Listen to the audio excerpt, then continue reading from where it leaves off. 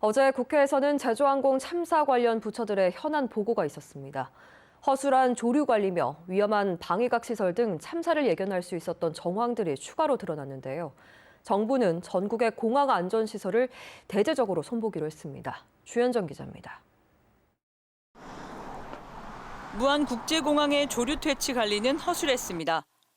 참사 항공기와 충돌한 오리 등 다양한 조류가 참사가 일어난 시간대를 중심으로 공항을 가로질러 이동하는 습성을 사전에 파악하고도 예방 인력은 맞춤형으로 운영되지 못했습니다.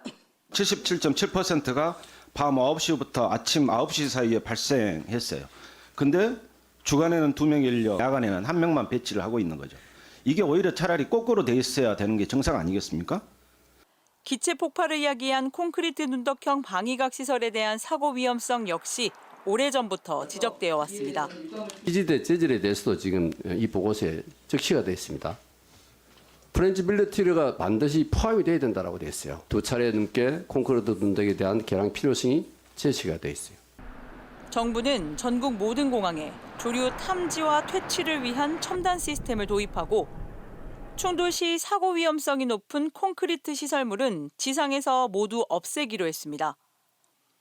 참사 원인을 밝혀낼 최종 보고서는 늦어도 오는 9월까지 초안을 마련한다는 계획입니다. 참사 책임자, 2차 가해자에 대한 경찰의 수사도 속도를 내고 있습니다. 전남경찰청 수사본부는 제주항공 대표 등 2명을 출국 금지 조치하고 관제, 정비 등 관련자 20여 명에 대한 조사를 벌이고 있습니다. 경찰청도 온라인상 허위사실 유포, 명예훼손 등의 사례를 243건 확인해 20명을 입건하는 등 피해자 특정에 주력하고 있습니다. 현재는 한 20명 검거했지만 특정한 것까지 하면 38명, 총 58명을 현재 수사하고 있다고 보시면 되고요. 나머지 137건도 수사 중인데. 국회에 출석한 유가족들은 참사 원인 조사 직접 참여와 엄중한 책임자 처벌을 재차 촉구했습니다.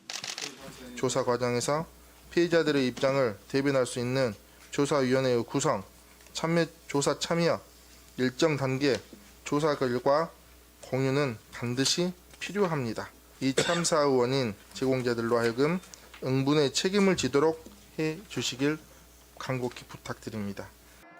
한편 정부는 오는 15일 참사 희생자 49제를 비롯해 유가족 협의회 법인 설립과 지속적인 심리치료, 생활 지원을 이어가기로 했습니다. MBC 뉴스 주현정입니다.